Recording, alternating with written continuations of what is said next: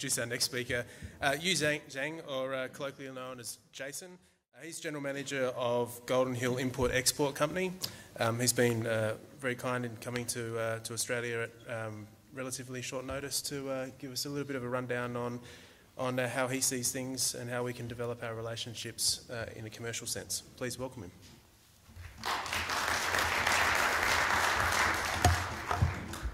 him. Hello, everybody. So before I go and start with the presentation that I prepared, I'll give you a little bit of background of my experience in China. I grew up in the United States, and I went to school there and did a couple of years of working there.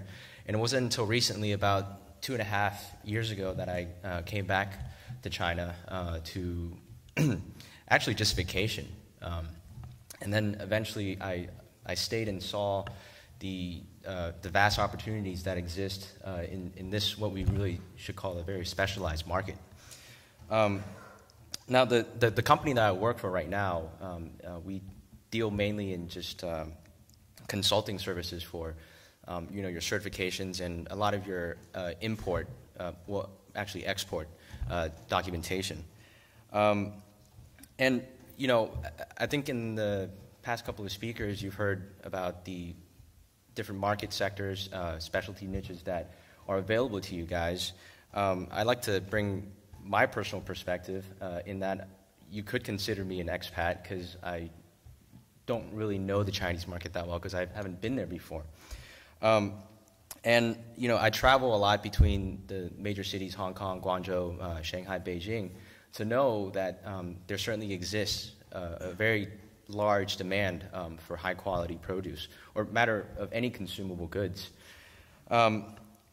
So I'd like to just go and start with the presentation that I prepared. All right. The first thing I'd like to introduce are the two entities that essentially you'll be facing when importing. The first, of course, is the General Mission for Administration for Quality Supervision, Inspection, and Quarantine. And the second one being, of course, Chinese Customs.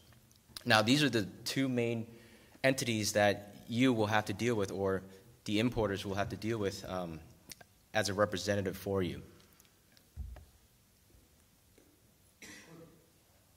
Okay, so we'll first talk about the quarantine and the inspection departments. Mainly, as you can see from the first point, they do all of the entry-exit health quarantines, animal and plant quarantine, food safety, certification, accreditation, as well as law enforcement. They are responsible for issuing the import/export permits, licenses for all health and food-related products.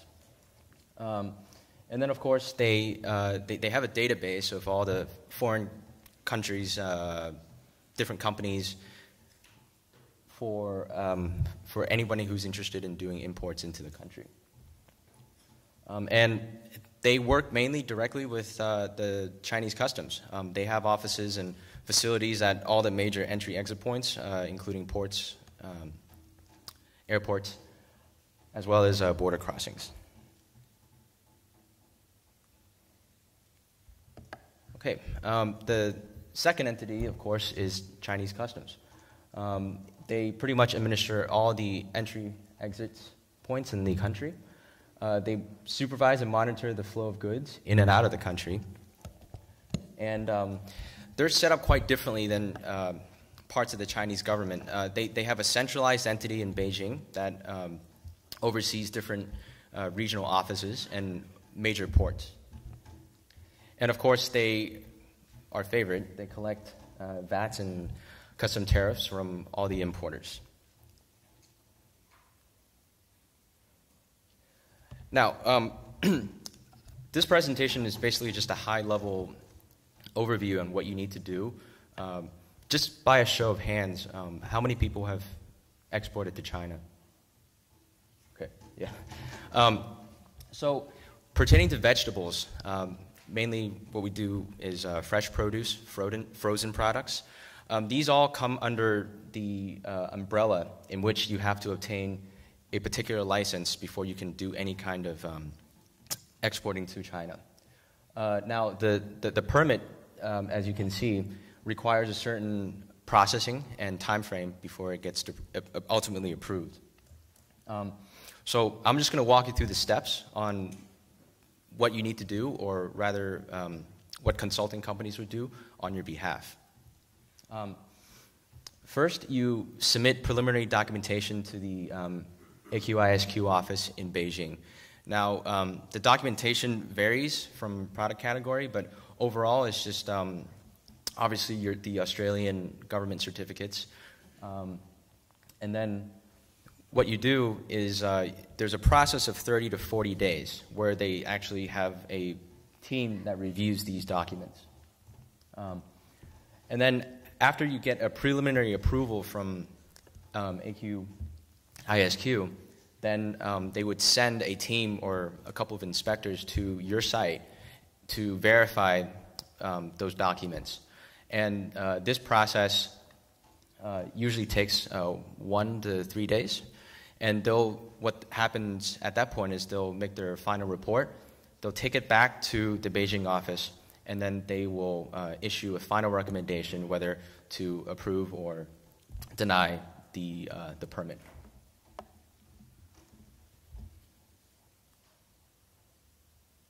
Okay, so this is the license that you would need to get or acquire for your products to be legally imported into China. It's called the Plants and Animals Import License. And as you can see, and as you can tell, that these regulatory standards are pretty strict. The approval process can be lengthy. And the good news about that is that once you've cleared these 2 departments going into China, you pretty much satisfy all the different requirements. So what I mean by that is once you clear Chinese customs, your product is made ready for consumption or resale. So there's no third-party action required after the fact that you enter customs. Okay, and these are just some of the documents that are required for the pre-approval process. And now I'd like to point out that there are fees associated with this entire process, and those fees are collected on a separate basis. First is just a registration fee, and that's paid upon when you submit your documents for the pre-approval process. And then, of course, the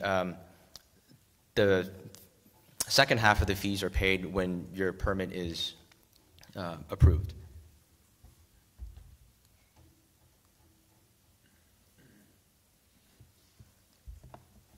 Okay, and these are just some of the high-level points that the inspectors will focus on when they come to visit the site. Now, I know that all this sounds pretty alarming to you, but there are companies out there that facilitate in this process. Consulting agencies, a lot of the import-export companies do this as well. And pretty much they serve as the middleman between you and the Chinese government. Now, a lot of this information can be found on the Chinese website, unfortunately in Chinese. The English version really doesn't do much justice. For example, just the document on the approval process and the procedures in Chinese are about 5 pages long, and I think the English version is about just a page. So they do tend to leave out a lot of the important stuff, and it's not what we're used to in Western culture, where you can just ring them up and ask them questions and they'll be patient with you. They pretty much take a pretty negative attitude towards customer service.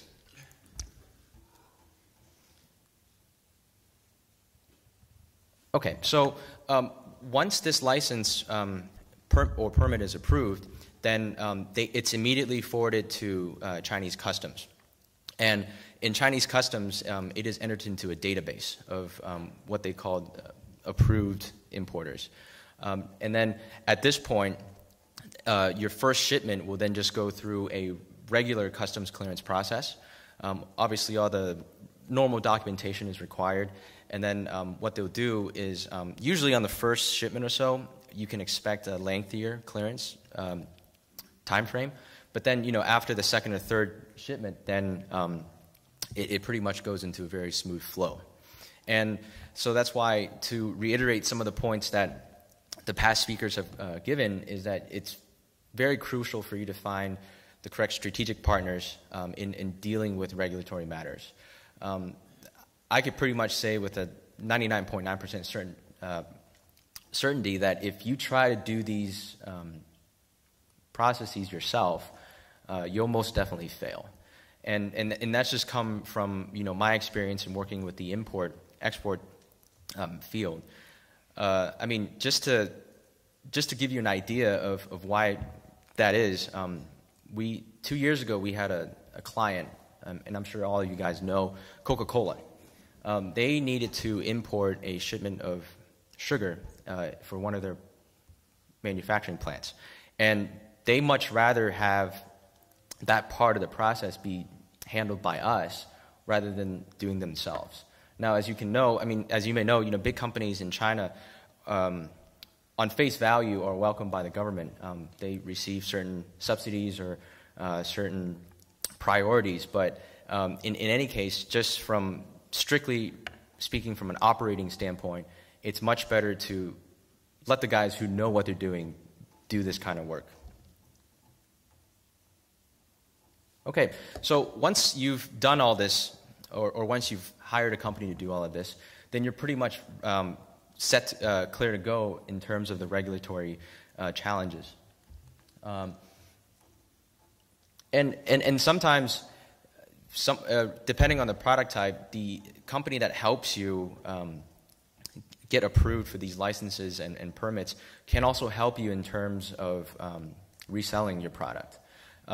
Mainly, particularly like us, import-export companies, especially in dealing with the small niche markets and companies, we provide a basic foundation for getting their goods into China, and then also helping them with all the financial stuff, financing, LCs or TTs.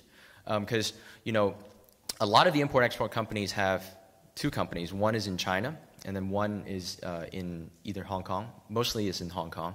And it's the company in that Hong Kong that you'll most likely be dealing with. And so it really simplifies a lot of the things that you have to think about in the whole trade procedure. Okay, and these are just a list of examples of the documents that you will need to clear customs. Now, customs and the AQISQ are two separate departments. They work together, quote unquote, but then you would expect their flows to be a lot more transparent when in reality they're not. So I just prepared these few points for you to consider. Of course, with any customs clearance, you'll need your initial sales purchases contract, commercial invoice, packing documents, as well as any financial instruments that you use to transact. And then, of course, the health and safety certificate from the origin. And then, of course, more importantly, the valid plants and animals import license. And then, of course, you have the pesticides residue surplus chemical report. And then, based on the different regulations that are in place at the time, they may require further documentation. Now, I'd like to just give you a couple of case examples of some of the challenges that you might face when dealing with Chinese customs. This past Chinese New Year, there was a very large shipment of liquor that entered into the Guangdong province. And I don't know if you've heard from the world news reports, but in recent years, the Chinese government has been particularly sensitive to what we call fake liquor, or in the United States, we call it moonshining. And what is happening is that a lot of the so-called foreign imported liquor are being, how to put it gingerly, fakely produced in China and branded with the original bottles. And in order to crack down on this, the Chinese government overnight issued a particular report that focuses on a certain chemical that's being added into the liquor. Now, our clients at the time, number one, they don't even have this chemical in their liquor. However, the Chinese government pretty much came out overnight and required that they be issued a certificate from the origin to certify that this chemical doesn't exist or exists in the levels that are accepted by the customs. And what happened was it led to, I believe, about a 30-day hold in customs. And so, as many of you know who are familiar with logistics, you get sometimes 2 to 3 week free period on your containers. And then after that, they're charged on a daily basis. So you can assume that there were a lot of fees that were extraneous that were added on into the entire process. So these are some of the things that you have to be particularly careful about.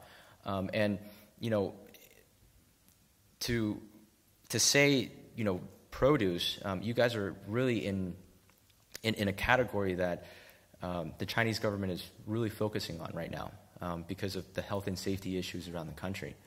But then, with that being said, certainly with these hurdles in place, you guys can experience a very, very unique niche market.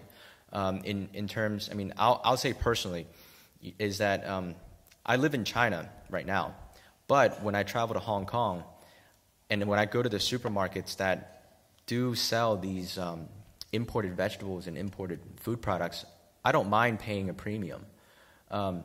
And that's just because, I, number one, want to get a taste of home. But then also, it's very hard for me to find high-quality food products inside China right now. There's a lot of counterfeiting. There's a lot of corners being cut in order to increase profit margins in the country. And, this is expected, especially with a rapidly growing economy like China's. But then, it offers a very unique marketplace for vegetable producers. Okay, so to reiterate a couple of points, your first couple of shipments are going to be your toughest because this is really when you'll really feel the wheels grinding in terms of dealing with the government. But then, after a couple of successful shipments, then, and assuming that no major problems occur, then your shipments will pass through with relative ease. And again, everything about overcoming these hurdles in China are about finding the correct partners and building the correct relationships. A lot of big companies in China have their own import-export companies as a sub-company of theirs. So a lot of times they'll just say, hey, listen, we'll get you through the proper documentation, we'll get you through the proper processes. All you got to do is just get it to this port. And then if you're trying to tackle the market differently by doing a lot of these things yourselves, you can certainly find companies like ours, as well as many others in Hong Kong or in southern China region that can help you with, number one, the permitting process, and then they can even going above and beyond and do the customs clearance. And then, of course, if there exists a gap between your end user or buyer and you guys in terms of financial instruments, then these can be easily overcome. And of course, one thing to keep in mind is that with the Chinese government and with the regulations in place, it can be very cumbersome. We deal with it on a daily basis where they'll come back and say, hey, this particular shipment is being held for this reason. You need to submit a document, and then we go ahead and conform to these requirements, and then they'll come back and say, oh yeah, by the way, you need to do this as well. And they don't really come out and tell you, okay, well, here's a list of things that you need to resolve, and once you resolve them, we'll let you be on your way. So again, it's a different mindset and it's a different culture. And for your first experience, I would just recommend keep an open mind and just work through the hurdles, because once you get through that first breaking point, then everything afterwards then becomes pretty easy. Okay, so just to get down to the nitty-gritty business part of it, the VAT tax is assessed immediately at customs. So you have to pay that tax before you clear customs altogether. And they do it on behalf of the Chinese government. And this is applicable to all goods that hit any of the entry points. Now, the average figure for goods in China is 17% based on the value that they assess the goods at. And then customs tax comes afterwards, but then the custom tax is based on the different product categories that you might export. Now, just a couple of reminders. The first one is the valuation of the particular good. Now, Chinese customs has an office in Hong Kong that deals directly with all the vendors and suppliers around the world. Pretty much all they do all day is they're on the phones, contacting different factories, different vendors, and trying to get a good market price for all the products that they see. Now, they don't publish this information. It's not like you can go to Chinese customs and say, hey, how much are you evaluating a box of cherries, or how much are you evaluating a pound of rice? They do not disclose this information, and it's up to the person who's doing custom clearance to provide this information. So basically, that's when the invoice comes into play. Now, here are a couple of things I would look out for. If your price evaluation comes dramatically lower than what the Chinese government thinks your product is worth, it can be construed as money laundering. Now, if that happens, then your shipment gets thrown into a completely different set of procedures before it then can clear customs again. So a lot of the different import-export companies will consult with you. They will go and, through their relationships, pretty much get a price point for your product. And so when you actually do declare a value of goods, you won't get stuck in that, I like to call it the washing machine cycle. Now, if your goods are valued too high, there can be pretty catastrophic consequences for your product and or for different companies that are in the same product line. Here's an example. Last year, we imported a shipment of natural bitumen into China. Now, at the time when the first shipment came in, the goods were valuated at $185 per ton. At the end of a 6-month cycle, that valuation rate has gone up to $255. Now, a couple of things happen. The first thing that happens is that once you have a range of price in evaluation, Chinese customs automatically takes the highest price. They won't go down. So pretty much what happens is when they accepted the $250, the next person that comes in and wants to do like a 180 or 190, that's nearly impossible. The second consequence, which is I think the most important, is that not only did they take into account the higher evaluation, but they also went back in time. They can go up to at most 3 years, and they can do what they call a recollection of taxes on every single company that has imported the same item.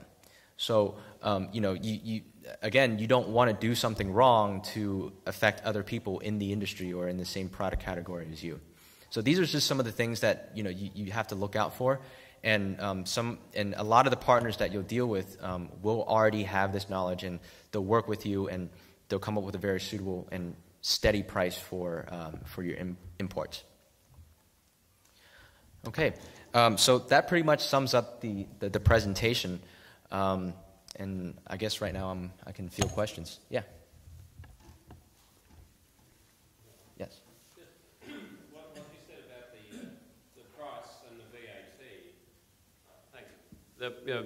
The price and the VAT. So if you're whatever your commodity, say it's carrots, and you're doing $100 a ton, then the price drops. You may have some problems.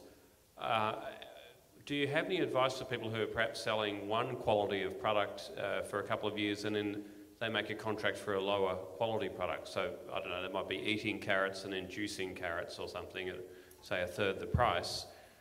From what you said, that could produce a lot of problems for the importing company. So how should they manage that?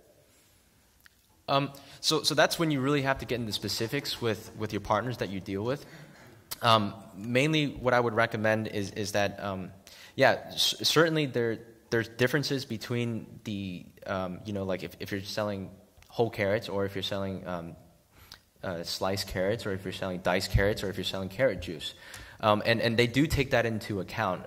It's not like they value, okay, well, this product comes from a carrot.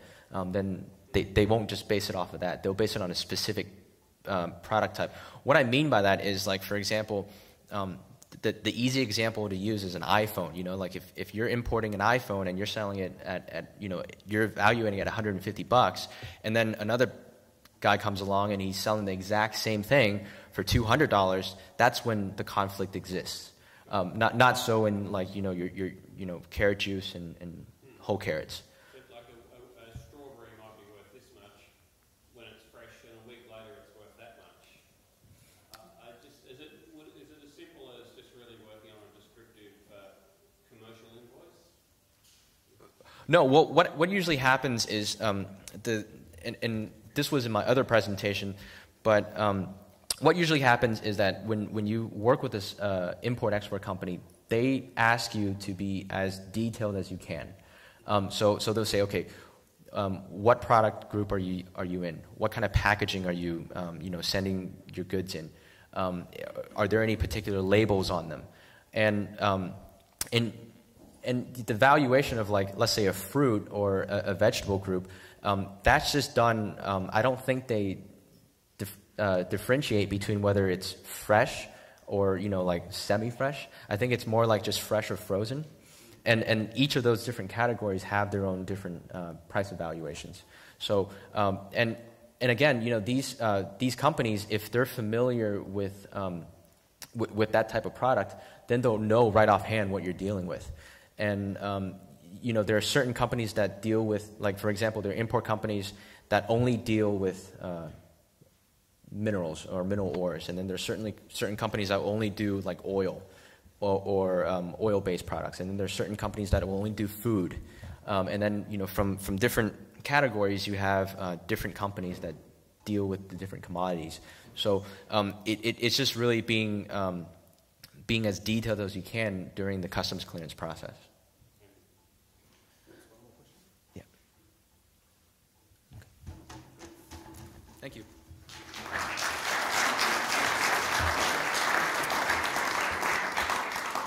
Thanks very much. Thanks very much, Jason.